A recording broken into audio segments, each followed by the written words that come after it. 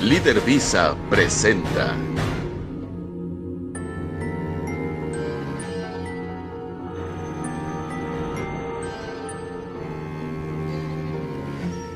Anatoly Moskvin, el coleccionista de muñecas. Una de las historias de miedo que parece surgida de las mentes más retorcidas y macabras de los guionistas de Hollywood es la de Anatoly Moskvin, un ruso de 45 años residente de la ciudad de Nizhny Novgorod.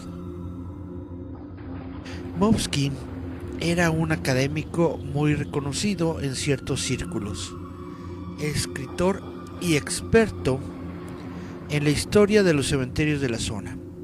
A finales del 2011, la policía estaba investigando algunos casos de profanación de tumbas y visitaron al erudito buscando su asesoría. Sin embargo, lo que descubrieron en su apartamento los dejó sin aliento.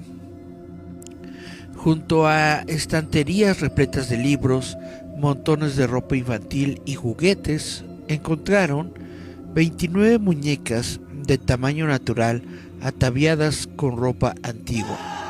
La apariencia extraña de estas muñecas y el olor que percibía en todo el apartamento enseguida alertó a la policía, por lo que realizaron un examen más concienzudo. De esta forma salieron a la luz las macabras actividades de Moskvin, que confesó ser el responsable de unas 150 profanaciones de tumbas. Robaba los cadáveres de niñas y mujeres jóvenes y los modificaba para transformarlos en sus muñecas. Durante la investigación averiguaron que cuando tenía 13 años murió su mejor amiga, a la que quería mucho. Aquello le afectó profundamente. Su intención había sido la de ofrecer una suerte de vida eterna a todas estas niñas que formaban parte de su colección. Fue diagnosticado de esquizofrenia paranoide y encerrado en un psiquiátrico donde sigue ingresado hasta hoy en día.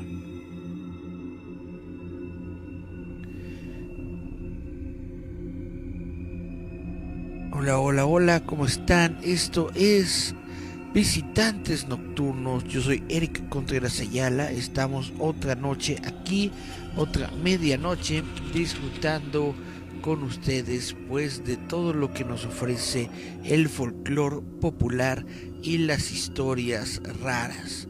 El día de hoy vamos a hablar de un tema que que me habían pedido desde hace un tiempo. Me parece que fue Juan Daniel quien me pidió que platicáramos sobre mitología nórdica.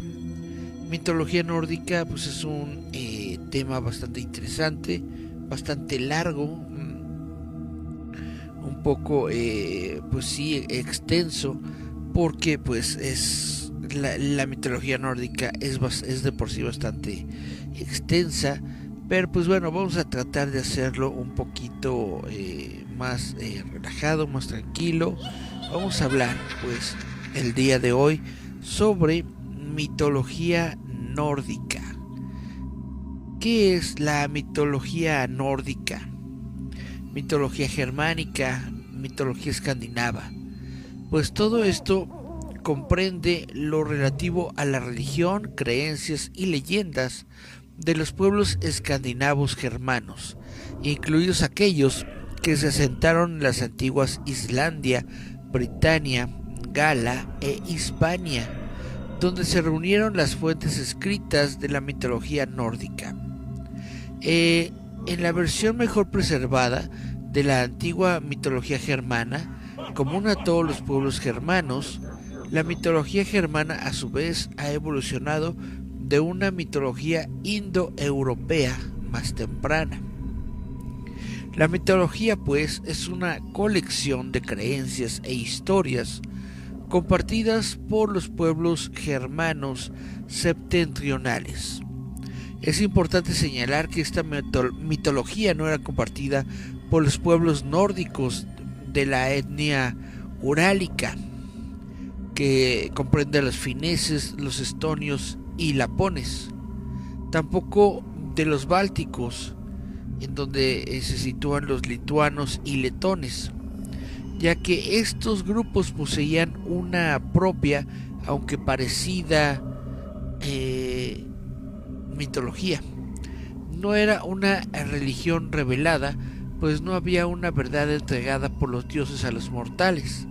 A pesar de esto, la mitología nórdica cuenta con relatos sobre personas comunes que han aprendido las historias de los dioses, tras ser visitados o tras haberles visitado. Además, no tenían un libro sagrado. Esta mitología es transmitida oralmente en forma de una larga y regular poesía. Esa transmisión continuó durante la época vikinga y nuestro conocimiento sobre ella está basado principalmente en las Edas y otros textos medievales escritos durante o después de la cristianización.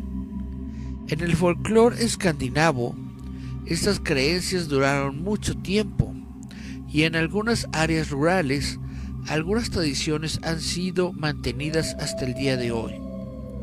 Otras han sido recientemente revividas o reinventadas, como el neopaganismo germano.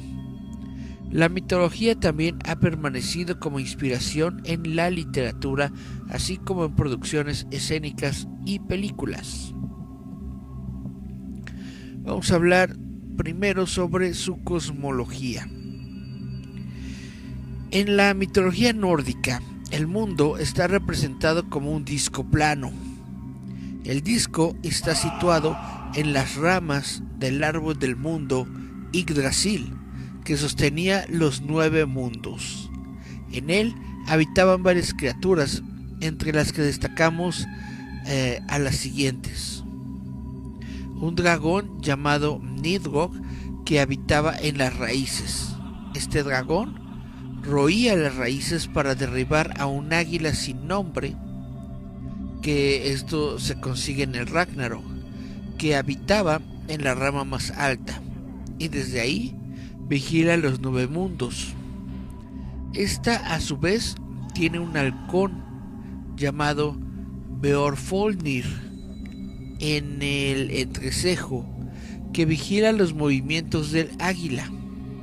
Además, hay una ardilla llamada Ratatosk, que corretea de las raíces a la copa, llevando noticias falsas del dragón al águila y viceversa, sembrando así la discordia entre ellos. Asgard es la región alta del cielo. Asgard es una palabra que significa asentamiento o residencia, y en este lugar es donde vivían los dioses.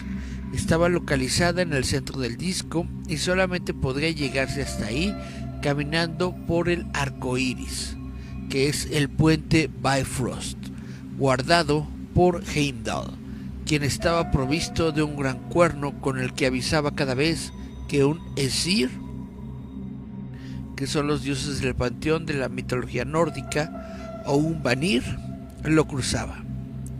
Los gigantes vivían en un lugar llamado Jotunheim. Había una fría y oscura morada llamada Niflheim, y en la zona más profunda de esta se encontraba Helheim, que es un lugar regido por Hela, la hija de Loki. De acuerdo a la Edda prosaica, este era el lugar último de residencia de la mayoría de los muertos. Estaba situado en algún lugar al sur del ardiente reino de Muspelheim, que era el hogar de los gigantes de fuego. Entre otros reinos que componen esta cosmología, podemos destacar Alfheim, hogar de los elfos de luz, Jossalfar, y Svartalfheim, que es el hogar de los elfos oscuros. En medio de Asgard y Niflheim se encontraba Midgard, la región baja del cielo, que es el mundo habitado por los humanos. La cosmología de la mitología nórdica incluye un fuerte componente de dualidad. Por ejemplo, el día y la noche tienen sus contrapartidas mitológicas: Dagr, Skinfax y Nod, Greenfax. El sol y el lobo que la persigue. En esta mitología, el sol es femenino y la luna masculina, trayendo la oscuridad. Sol y Skoll. La luna y el lobo que la persigue, Mani y Hali. La oposición total entre Niflheim y Muspelheim, que da origen al mundo. Esto puede verse reflejado en la profunda creencia metafísica en los opuestos para la creación del universo. Hay 3 clanes de deidades: los Aesir, los Vanir y los Jotun. Los dioses nórdicos. Chun, chun, chun, chun. Los pueblos nórdicos adoraban 2 clases de dioses. Una de ellas, la principal, es la de los Aesir. En Asgard, que es el hogar de los dioses, habitaban los Aesir y las Asinjur, que son dioses y diosas. Todos ellos componían la asamblea, en cuya cabeza estaba Odín, el más noble y el más importante. Entre los otros dioses podemos destacar a Thor, dios del trueno, con guantes de hierro, su famoso martillo Mjolnir y dueño de un cinturón mágico. También dios de la fuerza y muy cercano a Odín en jerarquía. Balder, hijo de Odín, dios de la belleza y de la inteligencia. Tyr, dios de la guerra, sacrificó su mano para que el resto de los dioses pudieran atar al gran lobo Fenrir. Bragi, dios de la sabiduría y la elocuencia. Heimdall, hijo de 9 doncellas y guardián de los dioses, duerme menos que un pájaro y el sonido de su cuerno puede oírse en cualquier lugar del cielo o de la tierra. Thor, quien es conocido como misterioso dios ciego, quien asesinó a su hermano Balder con un dardo de muérdago, la única planta que podía herirlo, ya que la madre de ambos al nacer Balder hizo prometer a todo ser vivo o inerte que no dañaría a su hijo, pero se olvidó de una pequeña planta, el muérdago. Loki, cansado del ego y la invulnerabilidad de Balder, le entregó a su hermano ciego un dardo hecho de muérdago que podría utilizar para asesinar a su hermano. Odín castigó a Loki atándole 3 piedras y haciendo que una serpiente escupiese veneno sobre su cara cada cierto tiempo, infligiéndole un dolor terrible y desfigurándolo. Vidar es el dios taciturno, pero el mejor para resolver cualquier conflicto por difícil que sea. Vali es el dios de los arqueros, con una puntería insuperable. Ul es el dios del combate cuerpo a cuerpo. Forseti es el as de la concordia y la amistad. Loki es la desdicha de todos los Aesir y de los hombres. Es astuto e intrigante, imprevisible y caprichoso. Es el dios del caos, del azar, propenso a la mentira y al engaño. Entre las diosas Asinjur del panteón nórdico se encuentra Frigg, quien era la esposa de Odín, la vidente Eli, la curandera Sjón, que conduce los pensamientos de los hombres hacia el amor, Val, quien es la diosa de los juramentos, Sin, la guardiana de las puertas, y Un, esposa de Bragi, quien guarda en un estuche las manzanas que morderán los dioses cuando envejezcan. Y ahora vienen los Vanir. Aunque los habitantes originales del cielo eran los Aesir, ellos no eran las únicas divinidades que las razas nórdicas veneraban, pues también reconocían el poder de los dioses del mar, del viento, de los bosques y de las fuerzas de la naturaleza. Estos dioses se denominaban Vanir, vivían en Vanaheim y gobernaban sus dominios a su deseo. Nogjord rige el viento, el mar y el fuego, y tiene como esposa a Skaoi. La cazadora Frey y Freyja son hijos de Nogjord.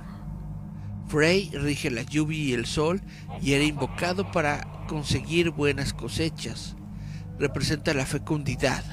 Freyja es la diosa del amor. La distinción que existe entre los Aesir y los Vanir es relativa. Se recalca el carácter guerrero de los primeros y pacífico de los segundos. Hay dioses que pertenecen a ambos campos y con frecuencia se producen asimilaciones o divisiones entre deidades. Por ejemplo, antiguamente Frey y Freyja eran dos aspectos de la misma deidad que luego se separó. Más tarde, la popularidad de Freyja y el parecido de sus nombres y funciones hicieron que se confundiera con Frigg. Algunos estudiosos, entre los que se encuentra Georges Duhamel, marcan una diferencia respecto al carácter terrenal de la acción de los Vanir. En ellos encontramos incumbencias sobre la siembra, el clima y las cosechas. El carácter de los Aesir no deja dudas de que se trata de dioses que se ocupan de cuestiones espirituales. Un importante acontecimiento entre ambos grupos es el acuerdo de paz, intercambio de rehenes y los casamientos que se efectúan entre ellos, después de una prolongada guerra que finalmente fue ganada por los Aesir. Fue en esta manera como Jon, el Van, vino a Asgard para vivir con sus dos hijos, Frey y Freyja, mientras que Henir, el As, hermano de Odín, hizo de Vanaheim su morada. Algunos expertos han especulado que... Ay, caray, déjenme tomar agüita.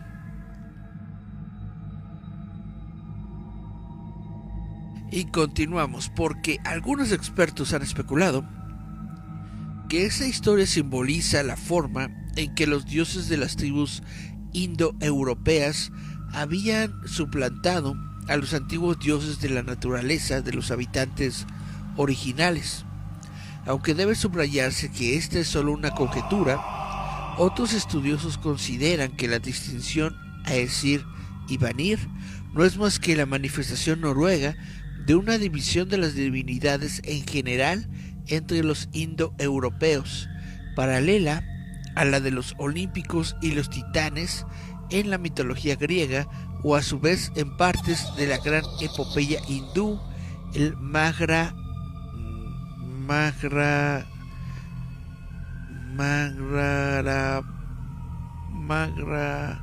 ay caray, perdón, de plano el hindú no me sale. Mahabharata, creo que es lo que dice. Mahabharata, creo, chan. Y bueno, los Jotuns. Los gigantes o Jotuns son seres peligrosos para los hombres. Estos se pueden comparar con los titanes y gigantes de la mitología griega y generalmente se traducen como gigantes, aunque troles y demonios se han sugerido como alternativas más útiles.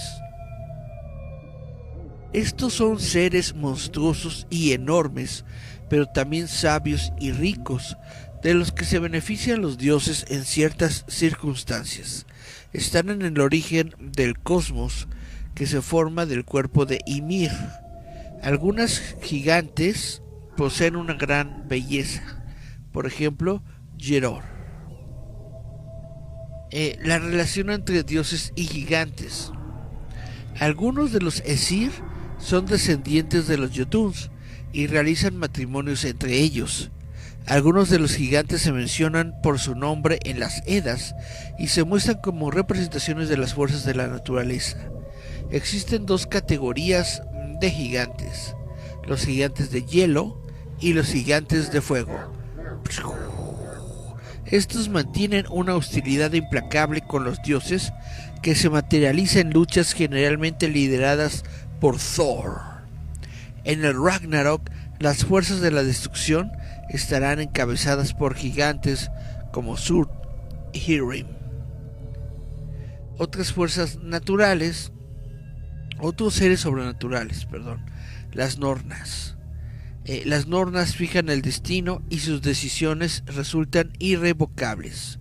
Se especula que podría haber sido muy numerosas en el pasado, pero en época escandinava, cuando son fijados los poemas y relatos, hay tres Nornas principales: Uror, lo que ha ocurrido; Verbandi, lo que está ocurriendo; y Skuld, lo que debería ocurrir. Estas tres residen en las raíces de Yggdrasil, hilando el destino de los hombres, y en especial con hilo de oro, el de los héroes.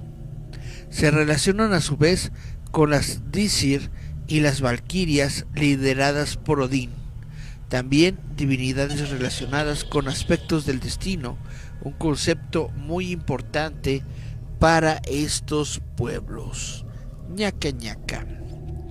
Ya vamos a hablar de las Valquirias, porque las Valquirias son deidades menores femeninas. Eran seleccionadas personalmente por Odín. Poseían apariencia peculiar. Eran solitarias. Su tarea consistía en elegir a quién llevar al Valhalla entre los hombres caídos en batalla. Ahí los atendían sirviéndoles hidromiel. Las valquirias debían ser vírgenes y su residencia habitual era el Vingolf, situado al lado del Valhalla. Eran comandadas por la diosa Freya. Enanos y elfos. Los enanos Divergir eran una raza especial, pues evolucionaron de los gusanos que se comieron el cadáver de Ymir, que fue asesinado por los dioses al principio de los tiempos. Ellos viven bajo la tierra, Svartalfheim, y su ocupación principal es la minería y la metalurgia. Además, poseen la sabiduría oculta y sagrada que les permite forjar armas mágicas para los héroes y objetos muy poderosos para los dioses. Los alfos o elfos, Eifar, en la época escandinava formaban dos grupos: los Afar de luz, Josafar, que viven en el cielo, la residencia de Frey se llama Afreim, y los Afar negros u oscuro, que son los Svaldafar o Dokaifar. Realmente no eran elfos, sino una variante de los enanos, una rama que se reprodujo mucho con elfos y dioses, por lo que terminaron siendo una mezcla extraña entre enanos y elfos. Aunque seguramente en un principio la importancia de los elfos era mayor, posteriormente tuvieron una posición muy devaluada en las creencias folclóricas. La imagen noble de los elfos altos y bellos cayó en el olvido y se pasó a la concepción de elfo como criatura pequeña y traviesa. Un claro ejemplo son los elfos que aparecen en las obras de William Shakespeare. La relación con los hombres es ambigua, ya que pueden provocar enfermedades pero también favorecer. Se les dedicaba una importante ceremonia para sacrificar que se llevaba a cabo a finales de otoño, el Alfa Biot. Bueno, Aquí pueden ver, por ejemplo, por qué son tan diferentes los elfos de la literatura de El Señor de los Anillos y de, por ejemplo, J.K. Rowling. ¿Qué sucede con El Señor de los Anillos de Tolkien? Que El Señor de los Anillos se refiere justamente a estos elfos del pasado, a los elfos nobles, a los elfos altos y bellos, mientras que Rowling se refiere a los elfos ya más del presente. Es la concepción del elfo de criaturas pequeñas y traviesas. Entonces, ambas criaturas son elfos. Ambas criaturas provienen de la misma mitología, de la mitología nórdica. Lo único que cambia es la fecha, o básicamente el tiempo en el que estos seres mitológicos fueron estudiados. Los elfos altos, bellos, guapos, básicamente son los elfos de la antigüedad, y los elfos ya de los cuentos más actuales, de la mitología más reciente, son los elfos de los que habla Rowling, porque esos son los elfos con los que ella creció en cuentos, por ejemplo, de los hermanos Grimm. Los elfos son como los elfos pequeñitos de Rowling. Si lo entendemos así. Bueno, hay bestias. Entre otros seres sobrenaturales que se destacan en esta mitología se encuentran Fenrir, el lobo gigante, y Jörmungandr, la serpiente marina que se encuentra rodeando al mundo. Estos dos monstruos son descritos como la descendencia de Loki y la gigante Angrboda. Bueno, que son criaturas más benévolas como Hugin y Munin, pensamiento y memoria, que son los dos cuervos que posee Odín, el dios jefe, que cuando vuelven a pasar por todos los mundos les susurran al oído todo lo que han visto. Y Ratatosk, la ardilla, que escala las raíces del árbol que sirve como eje del universo Yggdrasil, en el cual Odín se colgó de sus ramas durante 9 días y tras esto visualizó las runas. Comparaciones con otras mitologías. Como otras religiones politeístas, esta mitología carece del típico enfrentamiento entre el bien y el mal de las tradiciones del Medio Oriente. Los dioses y las fuerzas que representan son mucho más complejos de lo que aquí se señala. Para los escandinavos, los dioses eran fundamentalmente regin, poderes en sentido amplio. Así, Loki no es necesariamente o exclusivamente un adversario de los dioses, aunque en muchas historias se le muestra como una némesis del protagonista Thor. Los gigantes no son básicamente malvados, sino rudos, tempestuosos e incivilizados. El antagonismo existente en esta mitología, pero en vez de ser maldad contra maldad, es orden contra caos. Los dioses representan el orden y la estructura, mientras que los gigantes y los monstruos representan el caos y el desorden. Bueno, ahorita continuamos hablando sobre el origen del mundo y todo esto, pero primero vamos a ver si tenemos algunos mensajes en nuestras redes sociales. Tenemos 4 personas viendo el live stream, muchas gracias. Y vemos que Yasmín Flores López dice: buenas noches, Jazz, ¿cómo te va? Creo que, si no recuerdo mal, estás trabajando, ¿no? En esta noche estás haciendo libritos. Dice Cari Santiago presente. Hola Cari, ¿cómo te va? Juan Daniel Ruiz Otelo dice: buenas noches, visitantes nocturnos. Sí, yo lo pedí. Exactamente, Juan Daniel nos pidió el tema de la mitología nórdica. Cari Santiago dice: excelente, qué genial que en el mundo cinematográfico tomen en cuenta los detalles de las historias tal cual. Pues sí, más bien lo más genial de esto es que en el mundo cinematográfico se basen en todas estas historias literarias que a su vez están basadas en la mitología. Dice Cari Santiago, Hela es hija de Loki, no es de Odín. Exactamente, Hela es hija de Loki, pero pues en la película de Marvel la pusieron como hija de Odín para hacer como una tercera en discordia por el trono de Asgard, una onda así. Dice Cari Santiago, Shes nórdicos y sus nombres todos creepies. Pues Cari, están en alemán sus nombres.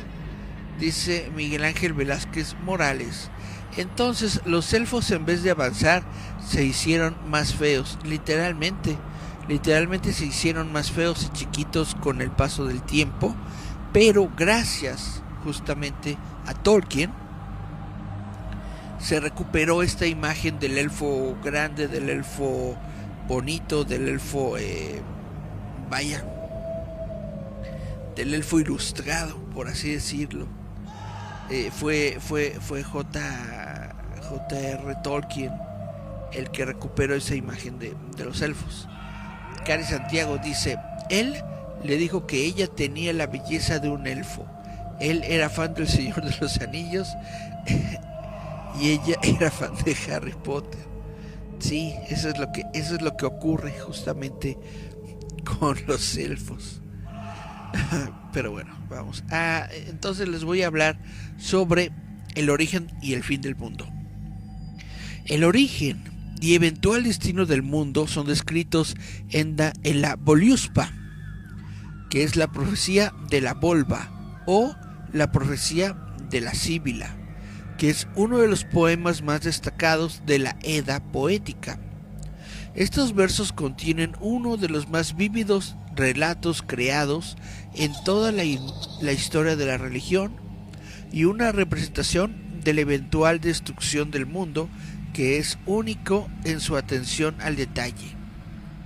En la Völuspá, Odín, el jefe del panteón de los dioses nórdicos, conjuró el espíritu de una volva muerta y le ordenó que revelara el pasado y el futuro. Ella es reacia. ¿Qué pedís de mí? ¿Por qué tentarme?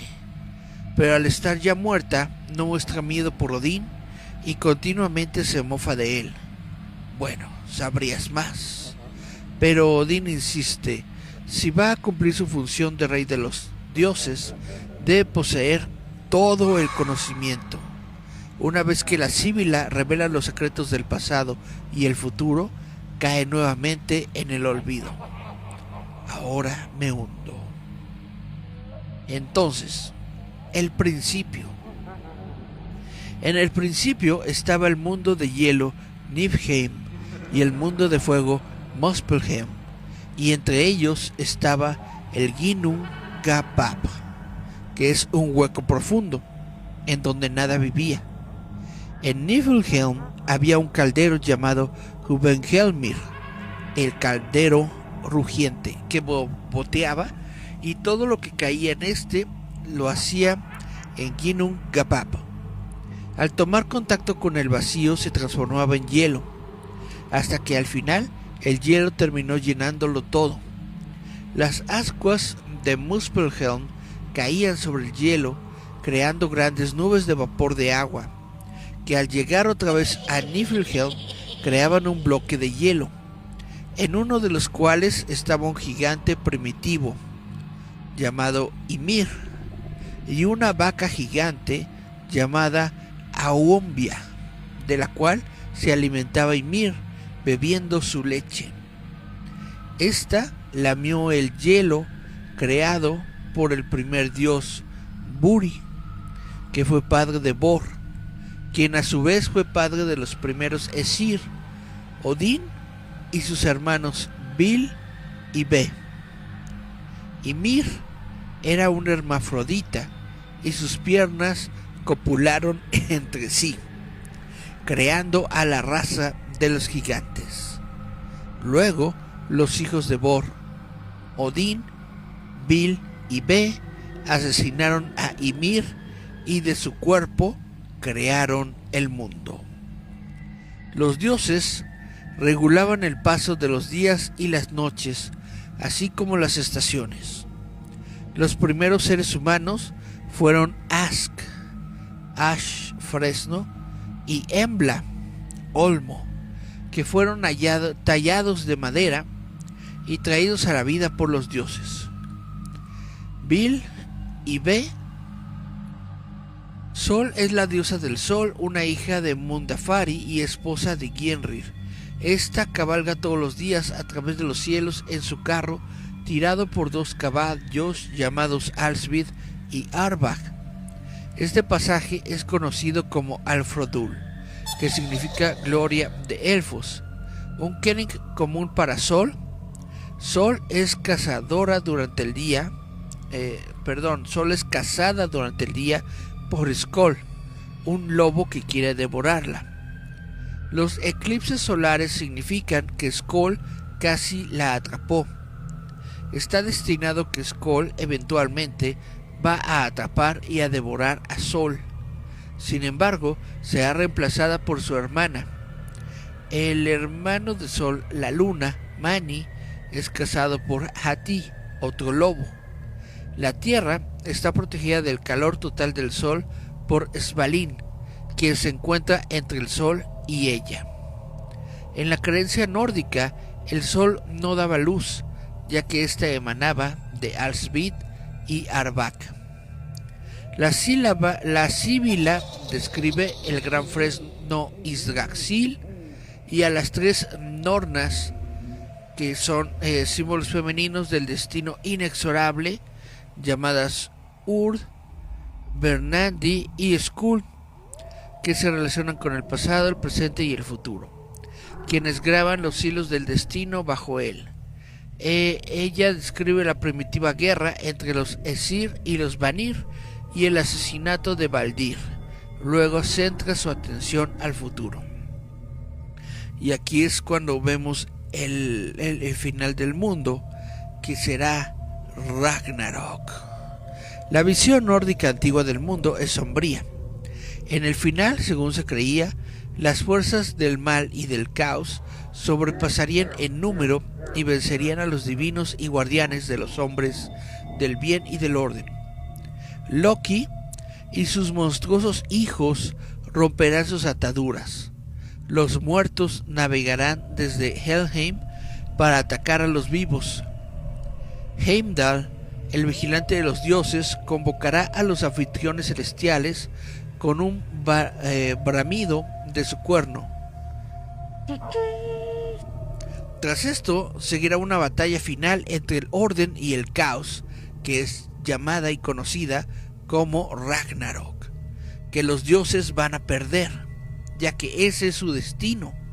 Ellos, conscientes de esto, juntarán a los mejores guerreros, los Einherjar, para pelear de su lado cuando el día llegue, pero finalmente serán incapaces de prevenir al mundo de descender en el caos del cual una vez emergió. Los dioses y su mundo serán destruidos. El mismo Odín será engullido por el lobo Fenrir. Sin embargo, habrá unos pocos sobrevivientes, ambos humanos y divinos, que poblarán el nuevo mundo para volver a empezar el ciclo, o así la síbila lo cuenta. Los eruditos están divididos en la cuestión sobre si esto es una posterior adición al mito que traiciona la influencia cristiana o si es algo precristiano. La escatología de la Voluspa puede reflejar una tradición indoeuropea más antigua relacionada con la escatología del zoroastrianismo persa. Pues esto es muy interesante porque en el Ragnarok ganan los malos, literalmente pierden los dioses, se desaparecen los dioses, solamente quedan algunos junto con otros humanos, y con ellos poblarán de nuevo o reconstruirán de nuevo el mundo. Y pues es algo parecido, similar a la mitología cristiana, judeocristiana, en el sentido de que se supone que también en el Apocalipsis, pues el demonio y todas sus huestes se apoderan del mundo. De plano se quedan con el mundo. Todos los seres humanos son divididos en dos, ¿no? Los creyentes y los no creyentes. Los libres de pecado y los pecadores. Y entonces los hombres buenos se van al cielo. Los hombres malos se van al infierno. Y el mundo, la tierra, de plano, pues queda completamente destruida. Ya nadie la habita, porque los buenos están arriba, los malos están abajo, y se acabó. O sea, no hay un nuevo mundo, no hay una nueva raza de humanos, no hay una mezcla, nada. El mundo pifea, chupa faros, para que entendamos. Y bueno, la literatura mitológica relata también las leyendas de héroes y reyes, así como de criaturas sobrenaturales. Estas figuras fundadoras de clanes y reinos poseen una gran importancia como ilustraciones de las acciones adecuadas o los orígenes nacionales. La literatura heroica puede haber cumplido la misma función que la épica nacional en otras literaturas europeas, o puede haber estado más relacionada con la identidad tribal. Muchas de las legendarias figuras probablemente existieron en el pasado, y generaciones de eruditos escandinavos han tratado de extraer sus historias dentro de los mitos en las sagas. Algunas veces el mismo héroe resurge en varias formas, dependiendo de qué parte del mundo germano se trate. Sobrevive la épica como Weyland, Volundur y Sigurd. Probablemente Beowulf, Bodar, Bjarki. Otros héroes notables son Hagvar, Starkar, Ragnar Lodbrok, Sigurd Ring, Ivan Dravne y Harald Hinton. Notables son también los Skardinmos, que eran mujeres ordinarias que habían elegido la senda del guerrero. Estas mujeres funcionaban como heroínas y también como obstáculos de los viajes heroicos. Pues esto también es una parte muy bonita de las mitologías. Todos nosotros en algún momento hemos hemos escuchado hablar sobre Siegfried, sobre Volundur, sobre Beowulf. Beowulf, de hecho, creo que es una de las historias más conocidas o famosas sobre la mitología nórdica, ¿no? Y bueno, vamos a ver si tenemos más mensajitos en las redes sociales mientras tomo otro traguito de agua.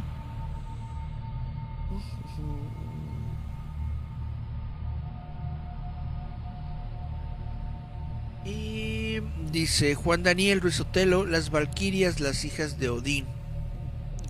Así es, son como semidiosas elegidas por Odín. Son como sus hijitas adoptivas. Dice Juan Daniel: el domingo va a ser séptimo evento de vikingos en el Parque Naucali. ¡Órales! Esos eventos parece que se ponen chidos, ¿no? Yasmín Flores López dice: sí, es cierto, estarán Alex y Janis. ¿Janis Joplin? ¡Oh my god! Dice Juan Daniel: las runas vikingas tienen que ver con su mitología. Pues las runas vikingas son literalmente letras vikingas. Son el calendario, no, el abecedario vikingo, hecho en piedritas con un símbolo. Cada símbolo representa una letra. Dice Sonia Ivette Álvarez: hola señor Roboto, hola Sonia Ivette, ¿Cómo te va? ¿Estás disfrutando de tus últimos días de soltería? ¿Estás echando tu canita al aire? Dice Sonibet, al fin me libré de un resumen que estaba haciendo de las crónicas de Andal. Llegué a un pedacito del programa. Órale, qué bonito, qué padre. Dice Sonibet, Apocalipsis ¿cuál? El zombie, jajaja. Pues también podríamos decir que los zombies son parte de nuestra mitología moderna. Es estas criaturas, monstruos que hemos creado dentro de nuestra cultura popular para tiempos modernos, porque el zombie es como que una manifestación de nuestra realidad cultural actual. El zombie es esa persona que no deja el celular para nada, que todo el tiempo está metido en el celular, que no levanta la cara para ver el mundo que está alrededor de él, que todo lo conoce por el celular, ¿no? Entonces se podría decir que no tiene cerebro, que no tiene existencia, solamente es un cuerpo que vive, es un muerto viviente, literal. Entonces, sí, los zombies son parte de nuestra mitología moderna. Para los vikingos era un honor morir espada en mano, por supuesto, morir en la guerra, morir en la batalla. Justamente los ponían en un barquito, ¿no? Con su espada en la mano y le lanzaban una flecha de fuego y los quemaban. Así también en Star Wars, justamente los Jedi, los miembros de esta secta Jedi, al morir, cuando un Jedi muere, son quemados en una pira, junto con su sable de luz en las manos. Exactamente. Dice Juan Daniel, te faltó Penny. Penny, la de Big Bang Theory, o cuál Penny. Chan chan chan.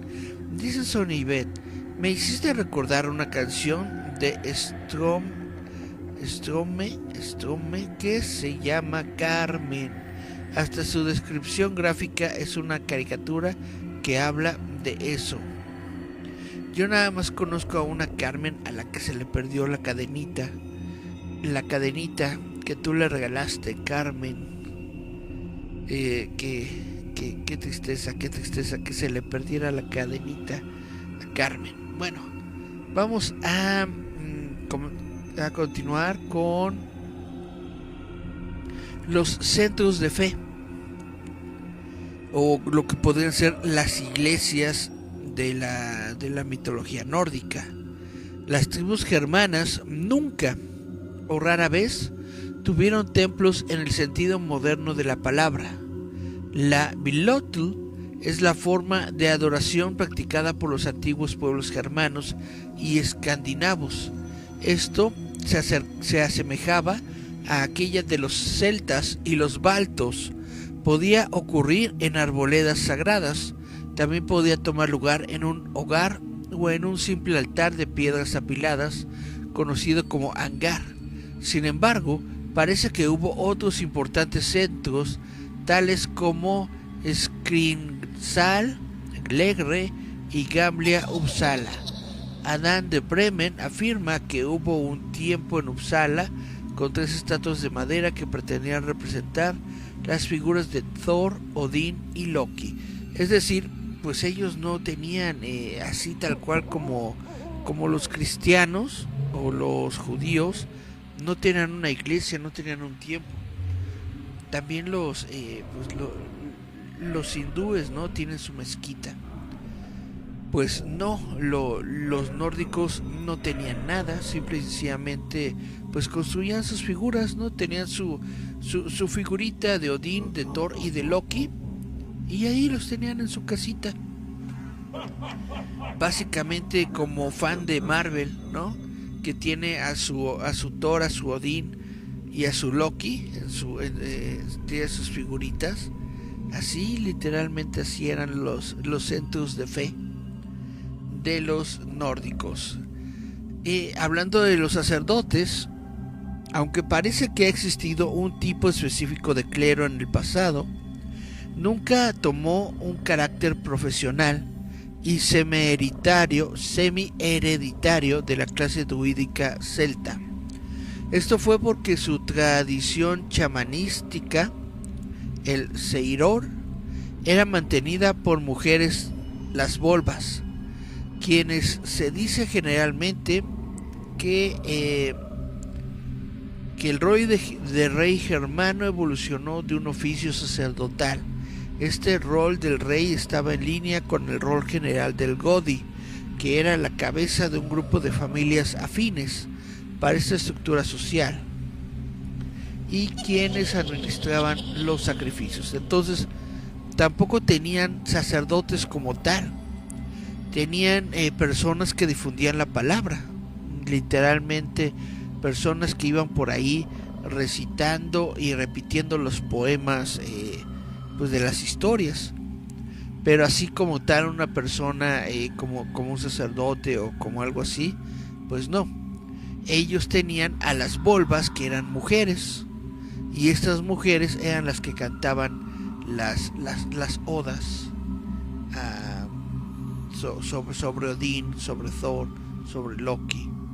Eran ellas que se ponían a cantar las historias. Y bueno, en esta creencia también había sacrificios humanos.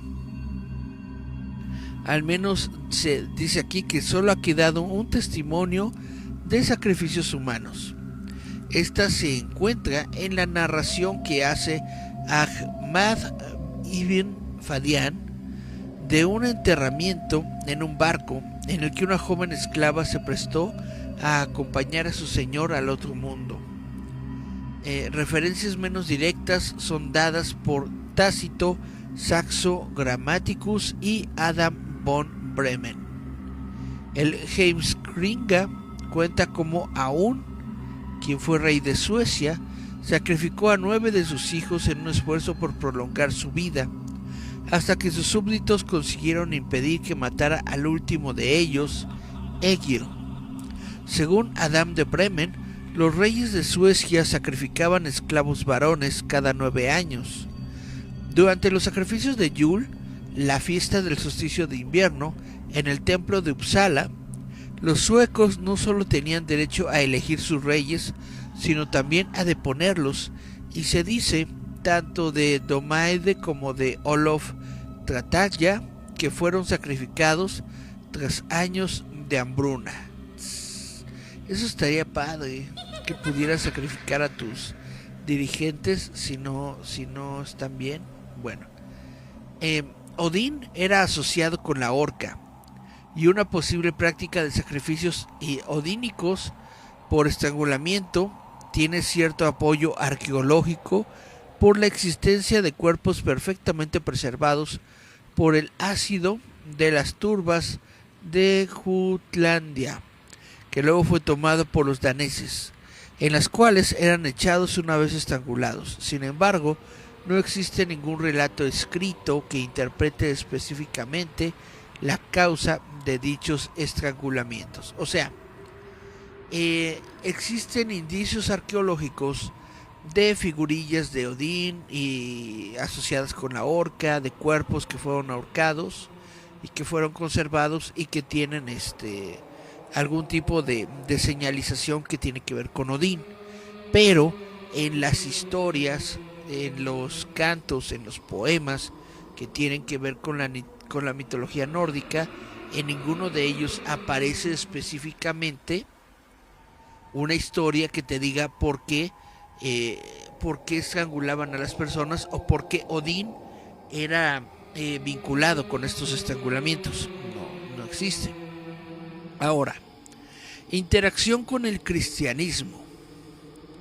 Un problema importante en la interpretación de esta mitología es que los informes más cercanos que se tienen del periodo previo al contacto fueron escritos por cristianos. Y ya sabemos nosotros que esos mugrosos cristianos todo todo lo deshacen y lo reescriben en para su bien común. Pero bueno, por ejemplo, la Edda Menor y la Heimskringja fueron redactadas por Snorri Sturluson en el siglo XIII, cuando Islandia llevaba ya 2 siglos cristianizada. ¡Órale!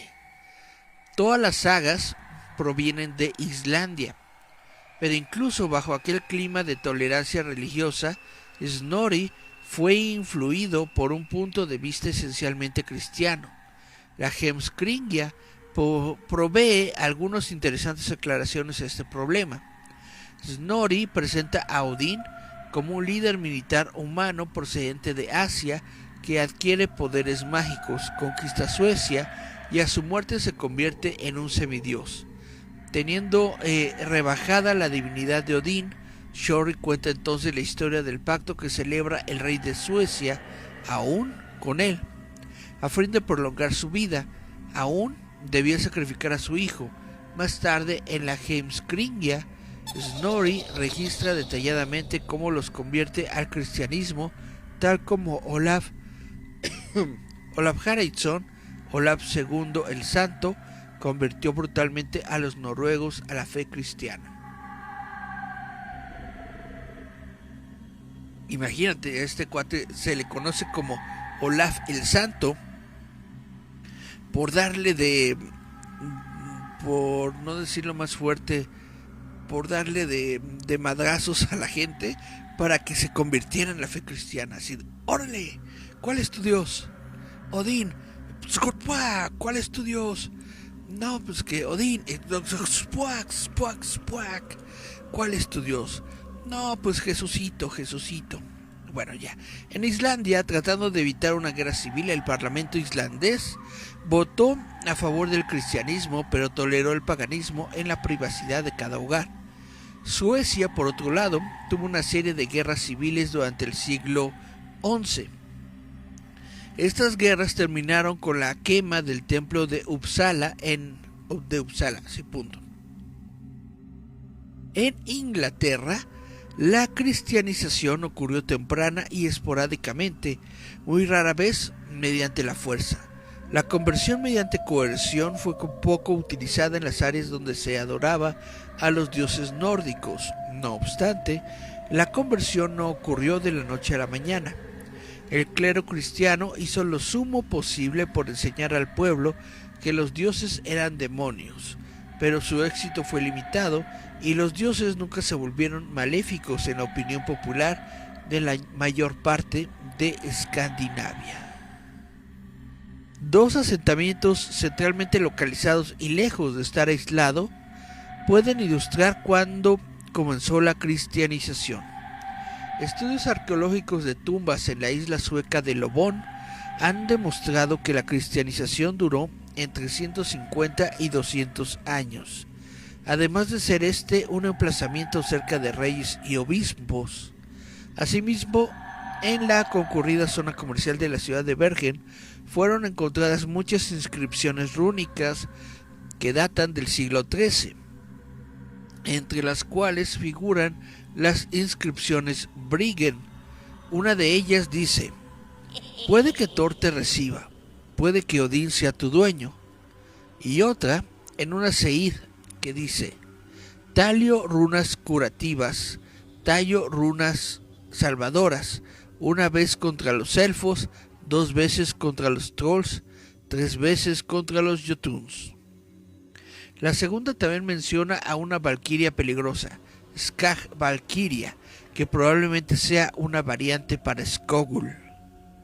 Por lo demás, hay pocos informes desde el siglo XIV al XVIII, excepto por el clero, tal como Otalus Magnus de 1555, que escribió acerca de las dificultades de extinguir las antiguas creencias.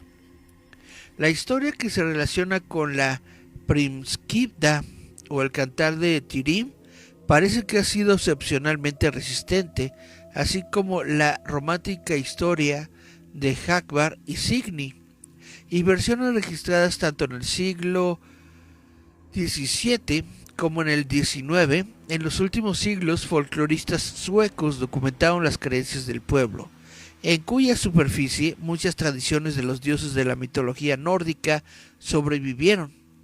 Sin embargo, las tradiciones se alejan del sistema cohesivo de los relatos de Snorri. Muchos dioses habían sido olvidados, solo Odín y Thor figuran en numerosas leyendas. Freyja es mencionada algunas veces y Baldir sobrevive en leyendas acerca de topónimos. Otros elementos de la mitología nórdica sobrevivieron sin que fuesen tomados como componentes de esta, esencialmente en lo concerniente a los seres sobrenaturales del folclore escandinavo.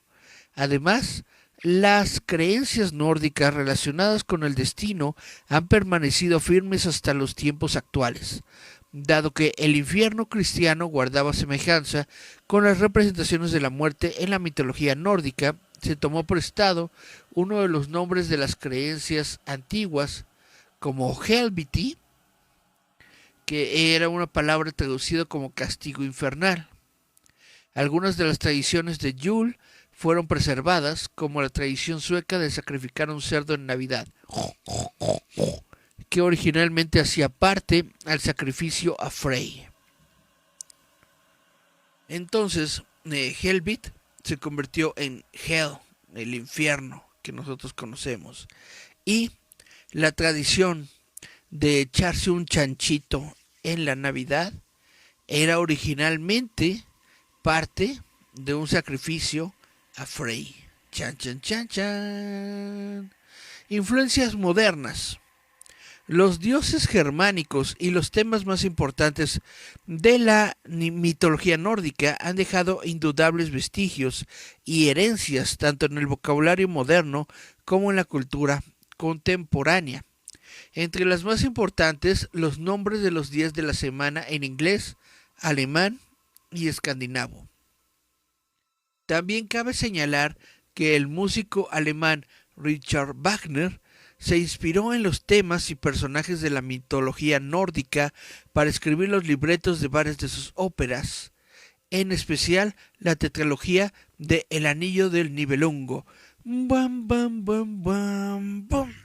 Buam, buam, buam, buam, pum. Buam, buam, buam, buam. El Anillo de los Nibelungos es una obra muy chida. El Premio Nobel de Literatura de 1955, Halldór Laxness, publicó en 1968 la novela Bajo el glaciar, la cual aborda desde la ficción elementos del cristianismo en una comunidad islandesa. Asimismo, el escritor J.R.R. Tolkien tomó los mundos y razas de la mitología nórdica para su saga de temática fantástica El Señor de los Anillos.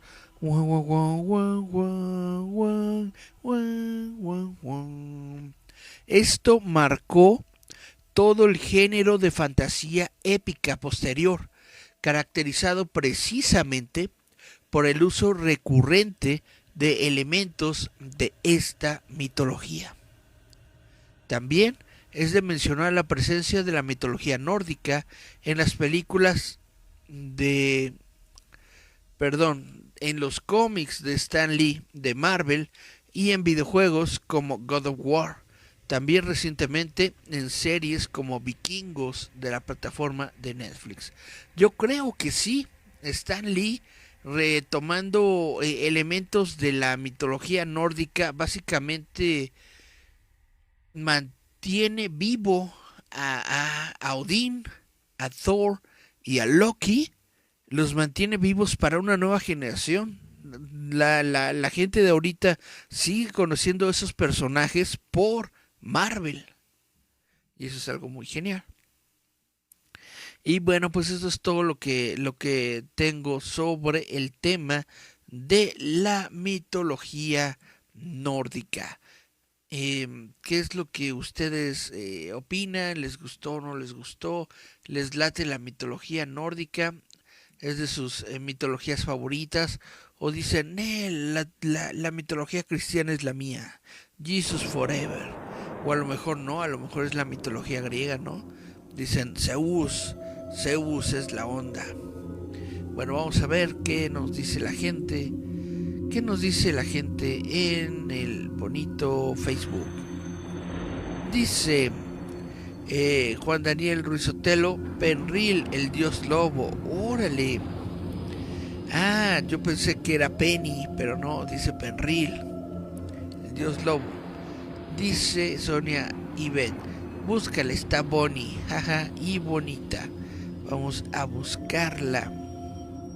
Como dices, ahora vamos a irnos a unos mensajitos anteriores donde Sonia dice las crónicas de Arndal. Déjame lo copio. Crónicas de Arndal. Déjame lo copio para que no se me olvide. Aquí lo meto en este archivo de texto. Perfecto, para buscarlo luego. Ahora sí, continuamos con el mensaje. Dice, la mezquita es musulmán. Tienes toda la razón. La mezquita es musulmana. Dice Cari Santiago, obviamente nada era gratis, todo tenía un precio y entre más valioso, más doloroso. Pues sí, todo tiene un precio. Dice Juan Daniel, la serie de Vikingos está muy bien manejada tanto en su literatura, mitología, vestuario, etc. Fíjate que tengo que ser muy honesto y decir que no he visto esa serie. Me llama la atención, pero no la he visto. Tengo que verla. Dice Cari Santiago, Tolkien fue un genio. Tolkien fue la ondotota. Aunque gente, no voy a dar nombres, pero aunque gente como Gerardo Valdés Uriza pues dice que Fuchi, el Señor de los Anillos, que es aburrido, que no sé qué, la realidad es que El Señor de los Anillos es una obra literaria muy rica culturalmente, justamente por estos aportes que tiene Tolkien, quien era una persona muy estudiada, quien era una persona muy inteligente, pues sobre justamente la mitología nórdica. Tolkien rescata todas esas historias que existen de las sagas, de las Edas, y las adapta para un mundo más moderno. Que bueno, para Tolkien ese mundo más moderno fue durante la Primera Guerra Mundial, pero pues aún sigue muy válido, aún sigue muy muy palpable para todos nosotros. El mundo de Tolkien se convirtió en el punto a seguir,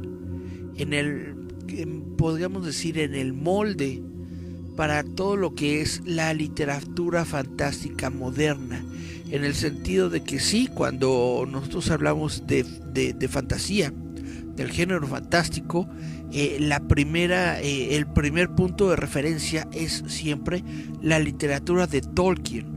Inclusive, por ejemplo, ahorita que está muy de moda Calabozos y Dragones por la película de El honor entre los ladrones, muchos de los elementos, por supuesto, de Calabozos y Dragones fueron tomados de Tolkien, quien a su vez tomó esos elementos de la literatura de la mitología nórdica. Ahí aparecen los dragones, aparecen los dioses, los poderes, etcétera, etcétera, las razas de elfos, las razas de gnomos, de enanos, los trolls, es decir, varios elementos de Tolkien aparecen en otros productos culturales, por así llamarlos, como Calabozos y Dragones, que es un juego de rol, es un juego de estrategia, que después se convirtió en videojuego, que después se convirtió en ya muchas otras cosas, serie de televisión, libros, cómics, películas, etcétera, etcétera, etcétera. Así como el mismo universo de Tolkien se transformó de los libros, pasaron a la animación, al cine y a otros libros, a otros medios. ¿Por qué? Pues porque tenemos que ser honestos, no toda la gente lee, no toda la gente tiene la disposición de sentarse a leer los 3 librotes gruesos que son El Señor de los Anillos, ¿no? Se lo prefieren mejor verlo en animación o verlo en película, y aún así verlo en película se les hace complicado porque son películas de 3 horas. Entonces dices, pues ¿qué onda con esa gente que no quiere instruirse o que no quiere ver historias porque son largas? Pues que para ellos, que vayan y vean cosas más cortitas. En fin, pues este es el programa que les tengo el día de hoy. Ya prácticamente nos aventamos una hora. Es la 1:11 de la mañana del sábado 20 de mayo de 2023. Hablamos todo el programa sobre mitología nórdica. Y pues, ¿qué es lo que opinan ustedes? ¿Son fans de Loki? ¿Son fans de Thor? ¿Son fans de Odín? ¿Les gusta esta mitología nórdica? ¿O prefieren otro tipo de historias, otro tipo de mitología? Ya ustedes me dirán qué es lo que quieren o les gusta. Yo tengo por aquí pensado para otros programas hablar sobre el Mahabharata, que es las poesías épicas en sánscrito, o también hablar sobre la mitología griega, que obviamente la mitología griega es prácticamente una de las primeras mitologías del mundo, de la cual se basan un montón de otras mitologías. Vaya, los dioses se originaron y se crearon en la mitología griega. El concepto de un dios, de un ser todopoderoso que controla el mundo y controla los destinos de los seres humanos, eso se originó de la mitología griega. El primer dios, por escrito, conocido de la humanidad, es Zeus. Zeus es el primer dios. Así como Superman es el primer superhéroe, Zeus es el primer dios. Chan, chan, chan, chan, chan, chun, churun. Y bueno, pues entonces esto es lo que tenemos para el día de hoy. Solamente tenemos a 4 personas viendo el programa, pero les agradezco a todos ustedes infinitamente pues que estén aquí conmigo, acompañándome en esta noche, haciendo un recuento sobre mitología. Es muy padre hablar de mitología, o al menos yo creo que es un tema importante y destacado. Entonces tenía aquí mitología nórdica en la cultura popular, pero yo creo que ya es bueno, pues ya lo podemos nosotros hablar en otro momento, tal vez para otro episodio. Nada más así, básicamente se habla de Asatrufron y el odinismo. Se habla por supuesto de Tolkien y El Señor de los Anillos. Se habla de Richard Wagner y el Anillo del Nibelungo. Se habla de Viking Metal y por supuesto Final Fantasy, StarCraft, Blue Dragon, Saint Seiya, jóvenes guerreros, Saint Seiya luchan contra el mal. Que obviamente Saint Seiya, todos ustedes lo saben, se basa más bien en la mitología griega, pero hay una saga de Saint Seiya en donde se van a Asgard y pelean justamente con los dioses guerreros de Asgard, y en donde buscan el control del anillo Nibelungo. ¿Cómo va el tema de Asgard? Es Soldier Dream, ¿no? Es el tema de Soldier Dream. Ay, ¿cómo iba? Bueno, Soldier Dream. Busquen en YouTube Soldier Dream, y ese es el tema de la saga de Asgard de Saint Seiya. Bueno, también en Digimon, en Amegami-sama, Matati Loki Ragnarok, Valkyrie Profile, por supuesto en los cómics de Marvel, Ragnarok Online, Warcraft 3, Bokai, en Sword Art Online, en Tomb Raider, en fin, la Shin Megami Tensei, God of War, en fin, la mitología nórdica en la cultura popular es bastante amplia. Entonces yo creo que sí, en lugar de tomarlo como una nota al pie el día de hoy, yo creo que debería ocupar todo un programa completo, hablar sobre mitología nórdica en la cultura popular. Entonces, sin más que decir por el momento, a todos ustedes compatriotas, les voy a decir pues que muchas gracias. Les vuelvo a agradecer su atención esta noche. Gracias por estar en Visitantes Nocturnos, gracias por estar aquí en la barra de Líder Visa, gracias por acompañarme en el sitio roboto.mx. Y bueno, yo fui Eric Contreras. Nos escuchamos, vemos la próxima semana, próximo sabadito en punto de la medianoche, aquí en Visitantes Nocturnos. Aquí vamos a estar. Yeah. Bye.